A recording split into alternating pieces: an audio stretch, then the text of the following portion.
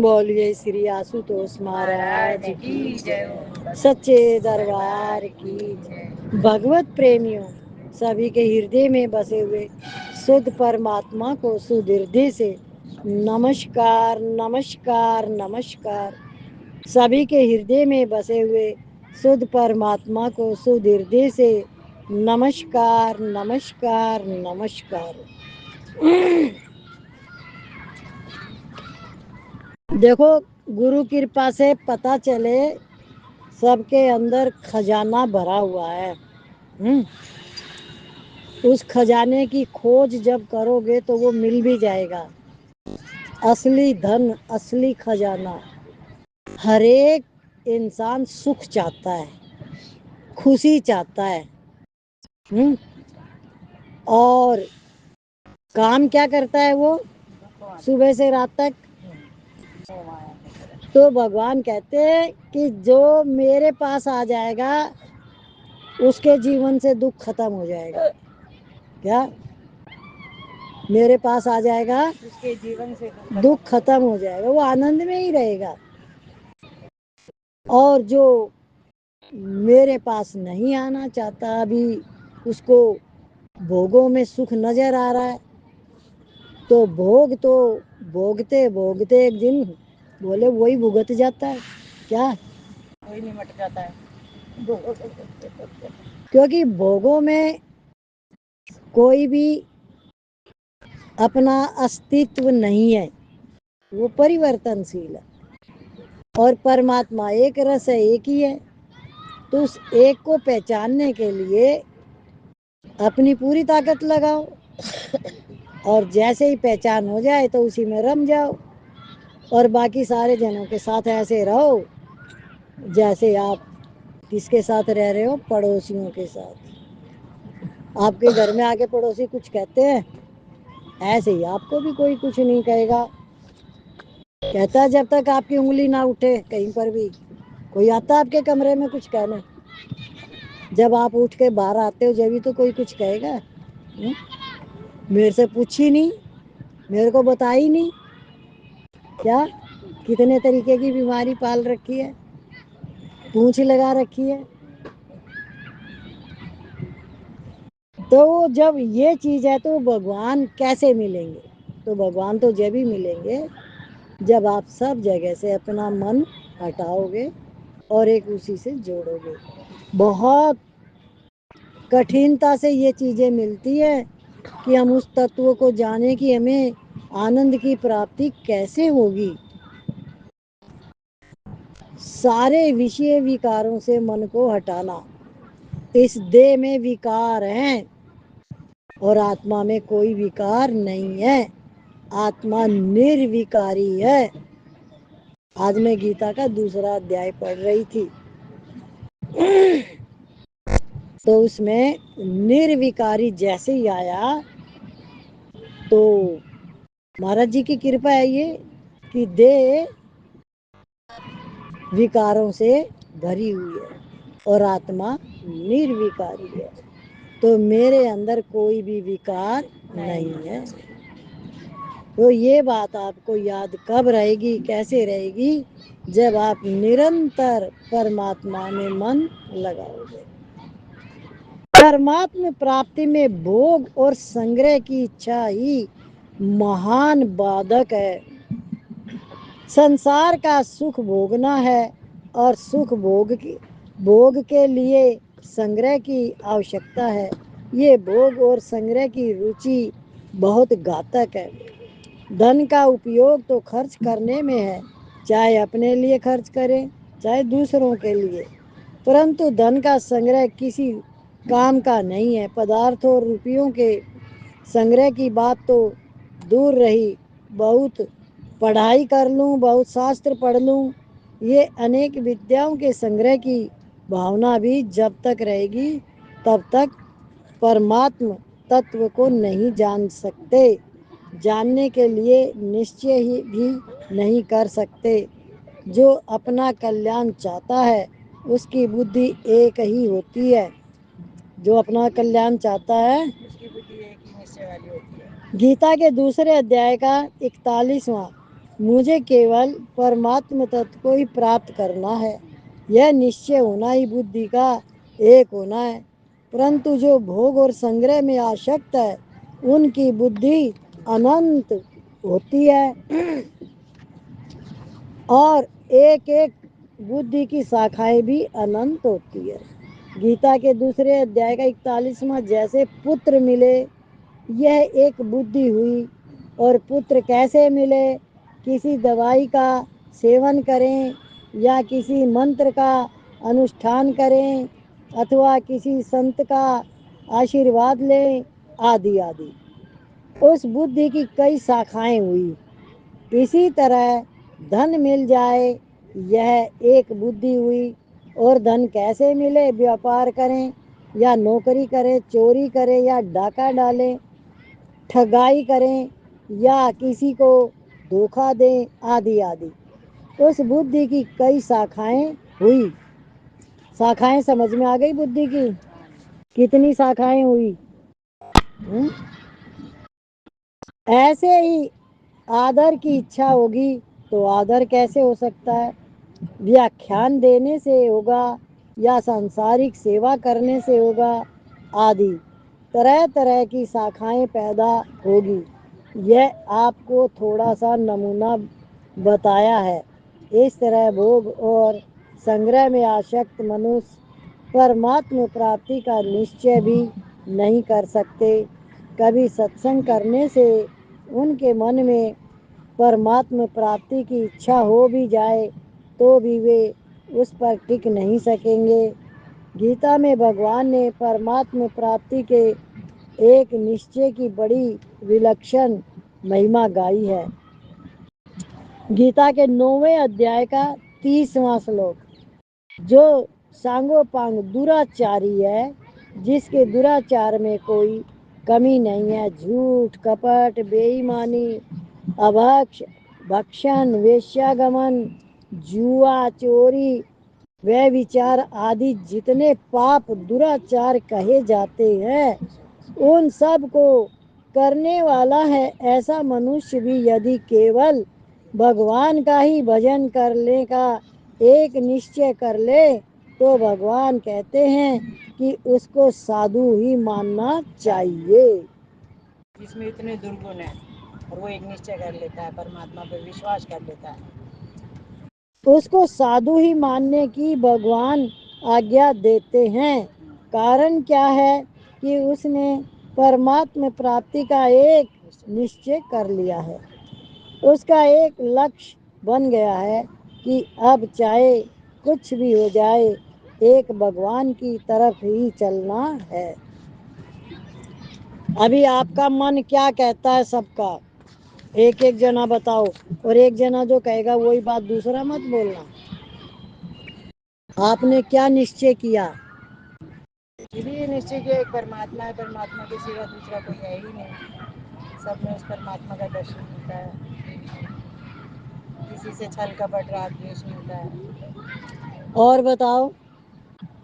अपने आप की पहचान करनी, मेरे अपनी पहचान करनी। और बताओ। भगवान में दीदी मन लगाना है, भगवान में मन लगाना है। और बताओ। परमात्मा है और कोई है ही नहीं, पता है परमात्मा है और कोई है ही नहीं।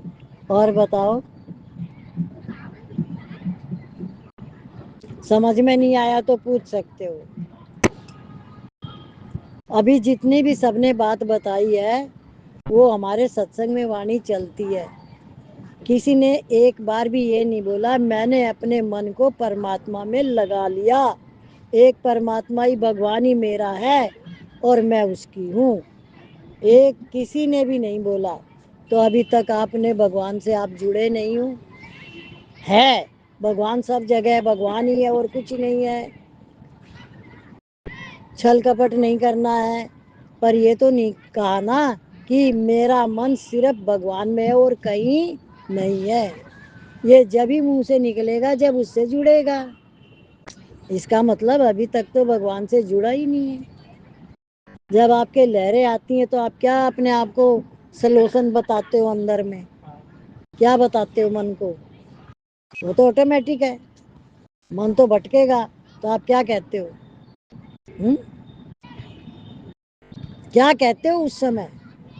दीदी उन लहरों से अपने मन को हटाने की कोशिश करते हैं कि कहते क्या हो, वो सुनना है खाली। उस समय दीदी भगवान का नाम स्मरण करना चाहिए। करना चाहिए। हाँ, करना।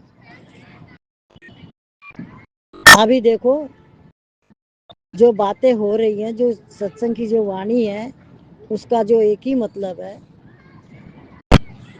कि जब भी मेरे अंदर संशय भ्रम उत्पन्न होते हैं, लहरें आती हैं, समुद्र की लहरें हैं वो, तो मुझे एक ही निश्चय करना है, मेरा मन गुरु जी की चरण धूलि में है और ये न कहीं जाता है न कहीं से आता है और ये वहीं रहेगा। ये मैं गुरु जी से बार बार प्रार्थना करती हूँ और मेरी प्रार्थना गुरु जी सुनते हैं और मेरा मन गुरु जी की चरण धूलि में ही है और कहीं नहीं जाता, ये जाएगा ही नहीं और कहीं जगह ही नहीं है।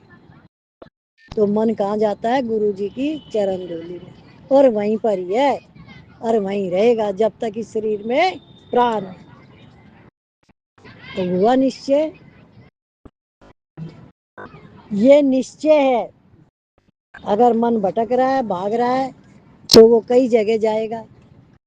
तो जो अभी अभी भजन गाया था, क्यों भटके मन बावरे, है? क्यों तू रोता है सांवरिये का प्रेमी होके, धीरज खोता है। तो धीरज क्यों खोया? क्योंकि उसने निश्चय नहीं किया कि ये गुरु जी के चरणों में लग गया, ये वहीं रहेगा जब तक इस शरीर में प्राण है। एक ही जगह है बस इसकी। तो ये निश्चय है, आपका निश्चय करना है। यहाँ एक शंका पैदा होती है कि जो भोग और संग्रह में आसक्त है उनका तो परमात्म प्राप्ति का एक निश्चय नहीं हो सकता, और पापी से पापी भी ऐसा निश्चय कर सकता है। इन दोनों बातों में परस्पर विरोध प्रतीत होता है। वास्तव में विरोध नहीं है, क्योंकि पापी के लिए भगवान ने पद दिए हैं। तात्पर्य है कि यद्यपि पापी मनुष्य भगवान का भजन नहीं करते,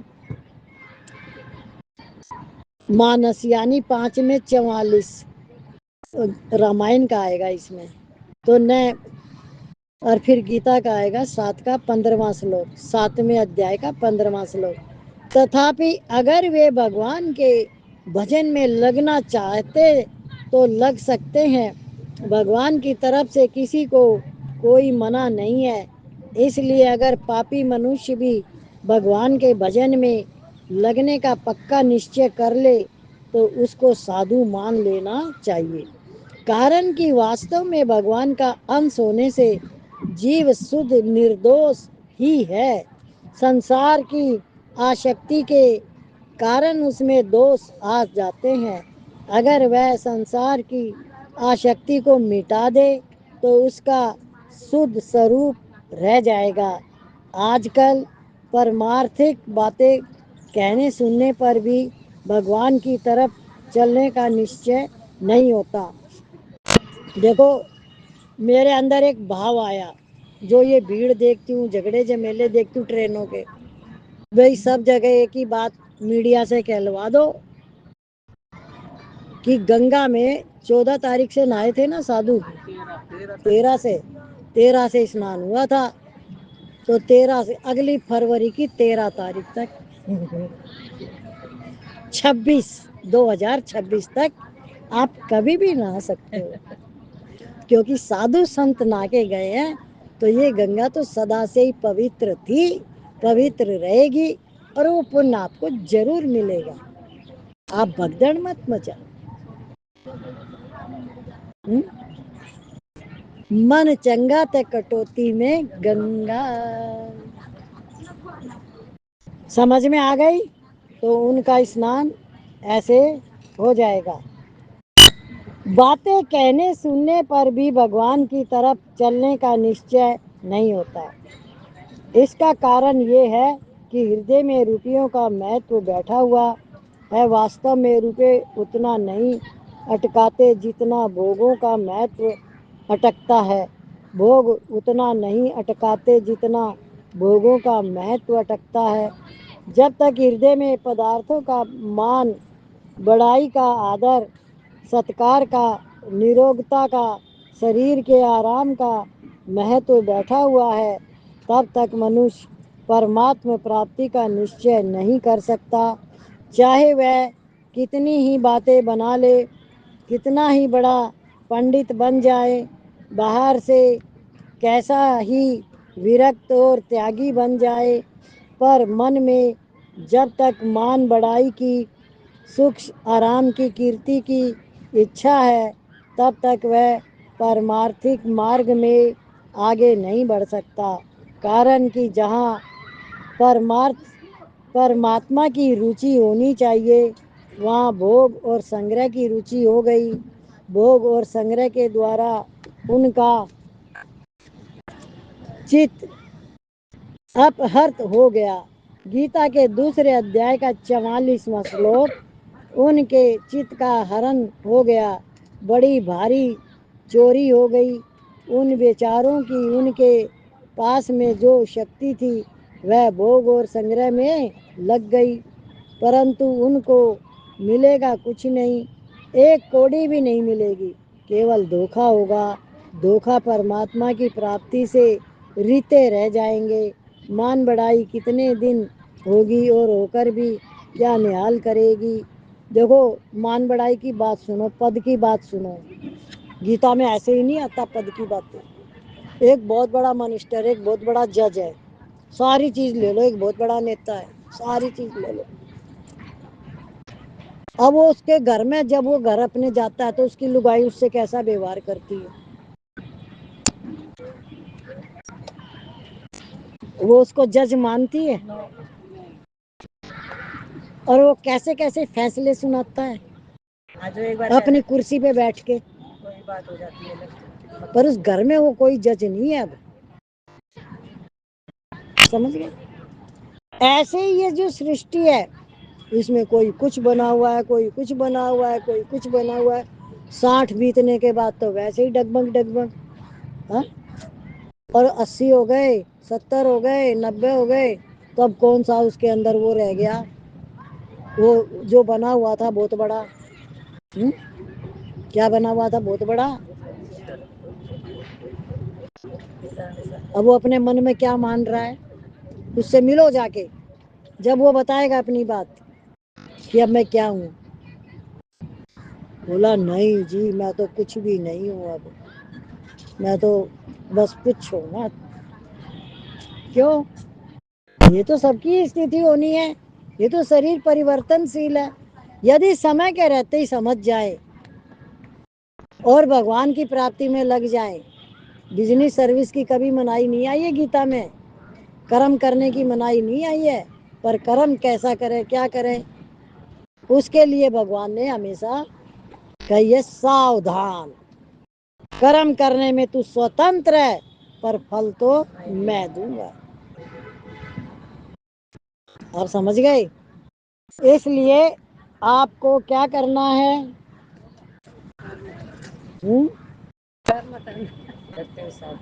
कर्म करने के लिए क्या करना है? वो सावधानी क्या होती है?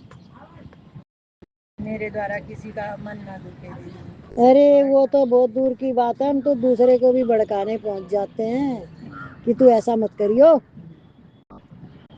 क्या वो कौन सा कर्म है?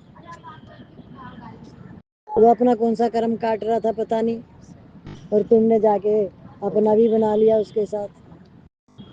मौन कितना जरूरी है। हुँ? तो इसलिए यदि हम अपने आप को जागृत कहते हैं, तो जब तक हम भीतर से नहीं जागे हैं, बाहर की जागृति नहीं कहलाती, उसको तो सोया हुआ ही कहते हैं। जो अंदर से जाग गया, उसके सामने कोई भी स्थिति ऐसे कुछ भी होता ही नहीं है। अभी आज देखो, हमारे यहाँ एक लेडीज आई, पतली दुबली सी, कम उम्र की, बोली गाय की सेवा के लिए दे दो कुछ, 2 रुपये दे दो चाहे 10 रुपये दे दो, कुछ भी। मेरे को बहुत अजीब लगी बात, लेकिन मैंने उसको कुछ नहीं बोला। उसको जो महाराज जी की कृपा से जो देना था दे दिया, लेकिन मुझे ये लगा ये घर तक कैसे आ गई, ऐसे तो नहीं आना चाहिए। दीदी सूट पहन रखी थी हैं? सूट पहन रखी हाँ। थी। तो जो आती है ना वो मेरे सामने वाली उसी की मम्मी घूम घूम वो सूट पहन दुबली पतली है एकदम, वो 2 साल के लिए पैसे मांग रही हैं, वो मेरे यहाँ भी आई थी। तब मैंने आप भी, जानते हो उन लोगों को? अरे जो मेरे सामने वाली सत्संग में नहीं आती हैं संतोष जी, उनकी हाँ। मम्मी, उनकी संधन है, उनकी बहू की मम्मी है। सेवा दे रखी होगी उन्होंने। पता नहीं, वैसे तो मुझे लगा गुजराती बोल नहीं रही नहीं थी। दुबली पतली है, तो हमने भी नहीं पहचाना, तो मेरी बहू बोली 2-3 दिन हम क्या बताएं, जो समझ में नहीं आए, तो बाद में पता चला कि ये संतोष जी की संधन है। जाएंगे मान बढ़ाई कितने दिन होगी और होकर भी क्या निहाल होगी।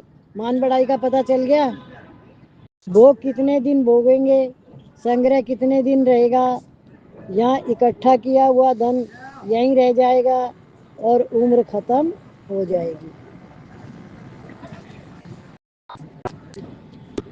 अगर परमात्मा की प्राप्ति चाहते हो तो भोग और संग्रह को महत्व मत दो। आज कल तो रुपयों की अपेक्षा उनकी संख्या को अधिक महत्व दे रहे हैं कि हम लखपति हो जाएं, करोड़पति हो जाएं, हमारे पास इतना संग्रह हो जाए, पास में जो रुपए हैं उनको खर्च नहीं कर सकते कि संख्या कम न हो जाए। अपने लड़कों को यह शिक्षा देते हैं कि जितना कमाओ उसी में खर्च करो, मूल धन को मत छोड़ो, मूल धन को ज्यों का त्यों रहने दो, उसको खर्च मत करो। कोई पूंजी में से खर्च करे तो कहेंगे कि तुम्हारे में अकल नहीं है। मूल पूंजी खर्च करते हो, मूल धन आपके क्या काम आएगा, उसमें क्या तूली आग लगाओगे, पर उसको खर्च नहीं करेंगे। जो नरकों में ले जाने वाली चीज है वह खर्च कैसे की जाए, उसको खर्च कर देंगे तो दुर्गति हो कौन करेगा। अब ऐसे आदमी परमात्मा की प्राप्ति कैसे कर सकते हैं। साधु हो चाहे गृहस्थ हो, पढ़ा लिखा हो चाहे मूर्ख हो, भाई हो चाहे बहन हो, जब तक संग्रह करने की और संग्रह बना रहे उसकी रुचि रहेगी तब तक वह पारमार्थिक मार्ग पर नहीं चल सकता। अगर आपके भीतर संग्रह की रुचि नहीं है तो आपके पास चाहे लाखों करोड़ों रुपए हो पर वे आपको अटका नहीं सकेंगे। कल की वाणी में यही आया था, बैंकों में बहुत रुपए पड़े हैं पर वे हमारे को अटकाते नहीं है, मकान बहुत है पर वे हमारे को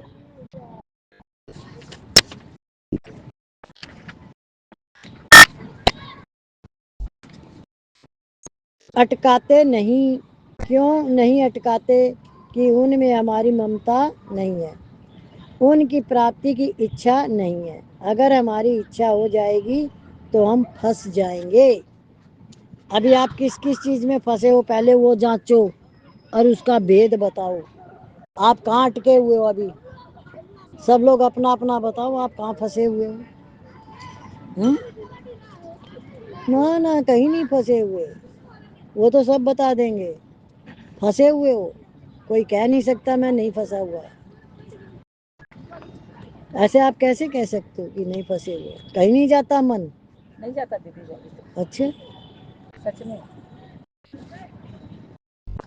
जल्दी कहीं भी मन नहीं जाता। जैसे कहीं घूमने, किसी के घर जाने का, ये सब का ये नहीं हो रहा है, इसकी बात नहीं हो रही है किसी के घर जाने की। तो पूरी वाणी नहीं सुनी आपने? वाणी में क्या आया? भोग और संग्रह, अज्ञाशक्ति, उसका चिंतन मुझे मिल जाए ये कर नहीं तो नहीं हो, तो इच्छा की बात आ गई नहीं। कहाँ इच्छा किसी से होती है, इच्छा में ही आ गया ना वो सब, तो ये मिल जाए वो मिल जाए। देखो, इतना मैंने ले लिया है, इतना और पाना है, वो आगे और। अगर आप छूट गए हो और नहीं चल रहा है तो आप सुखी हो, बहुत सुखी हो आप। नहीं करता दीदी, सबका नहीं चल रहा, चलता है, किसी का भी नहीं चल रहा, चलता है। चलता है। सच बोलने वाले कम है यहाँ पे। सब जने है ना उस चीज को समझ नहीं पाते। सत्य है जो नहीं समझ नहीं पाते, वो ऐसे ही बोल देते हमारा कहीं मन नहीं चलता, और सुबह से रात तक चलता रहता है वो, लेकिन कहेंगे ये कि हमारा नहीं चलता। क्यों? वो पकड़ नहीं पा रहे कि किस बात की चर्चा हो रही है। क्या किसकी चर्चा हो रही है? मकान की, पैसे की, हम्म संग्रह की, ये चीज ले लूं वो चीज ले लूं। जिसके हाथ में ही नहीं है कुछ भी, तो वो तो कर ही नहीं सकता। या जब मैंने चौका एक तो अपनी इच्छा से छोड़ा। हम भजन कर ले पहले, नहीं तो हम फिर इसमें ही रह जाएंगे, बाद में बात करते हैं। तो जिसने भगवान के अंदर मन लगाया, यानी विषय विकारों से बाहर निकल गए, उसके अंदर आनंद और शांति रहती है। अगर वो आपके अंदर रहती है तो आप समझ जाओ आप निकले हुए हो। बोलिए श्री सतगुरु महाराज की जय, सच्चे दरबार की जय। सब ताली भी बजाना, बोलना भी। सबसे सुंदर सबसे प्यारा है तेरा दरबार, सबसे सुंदर सबसे प्यारा है तेरा दरबार। बना रहे यूं हमसे प्रीतम, सदा सदा तेरा प्यार, तेरा दरबार न छूटे, प्यार की तार न टूटे, हो तेरा दरबार न छूटे, प्यार की तार न टूटे। सबसे सुंदर सबसे प्यारा है तेरा दरबार। बना रहे यूं हमसे प्रीतम, सदा सदा तेरा प्यार, तेरा दरबार न छूटे, प्यार की तार न टूटे, हो तेरा दरबार न छूटे, प्यार की तार न टूटे। तुझसे नेह लगा के पाए सुख हम सारे, तुमसे नेह लगा के पाए सुख हमें सारे। पिछले जन्म कर्मों के जागे हैं भाग्य हमारे, पिछले कई जन्मों के जागे हैं भाग्य हमारे। कहाँ मिलेगा ऐसा सच्चा बिन स्वार्थ का प्यार, तेरा दरबार न छूटे, प्यार की तार न टूटे, हो तेरा दरबार न छूटे, प्यार की तार न टूटे। तुम हो दीन दयालु, रहमत तेरी क्या कहना, तुम हो दीन दयालु, रहमत तेरी क्या कहना। तुमने सिखाया जीना, सच की राह पे चलना, तुमने सिखाया जीना, सच की राह पे चलना। बिना तुम्हारे सपने में भी जीना है बेकार, तेरा दरबार न छूटे, प्यार की तार न टूटे, हो तेरा दरबार न छूटे, प्यार की तार न टूटे। तेरे सिर चरणों में बहती है प्रेम की धारा, तेरे सिर चरणों में बहती है प्रेम की धारा। उनमें है सब तीरथ, है तीरथ राज हमारा, उनमें है सब तीरथ, है तीरथ राज हमारा। यहाँ झुका के सिर को हमने पाई शांति अपार। तेरा दरबार न छूटे, प्यार की तार न टूटे, हो तेरा दरबार न छूटे, प्यार की तार न टूटे। प्रेमी है हम तेरे, तन मन सब तुझ पे वारे। प्रेमी है हम तेरे, तन मन सब तुझ पे वारे। तुम हो संग सहाई, तुम ही भगवान हमारे। तुम हो संग सहाई, तुम ही भगवान हमारे। यही जन्म है नाम पे तेरे, कर दे जीवन उदार। तेरा दरबार न छूटे, प्यार की तार न टूटे, हो तेरा दरबार न छूटे, प्यार की तार न टूटे। सबसे सुंदर सबसे प्यारा है तेरा दरबार। बना रहे यूं हमसे प्रीतम, सदा सदा तेरा प्यार। तेरा दरबार न छूटे, प्यार की तार न टूटे, हो तेरा दरबार न छूटे, प्यार की तार न टूटे। बोलिए श्री आशुतोष महाराज की जय, सच्चे दरबार की जय।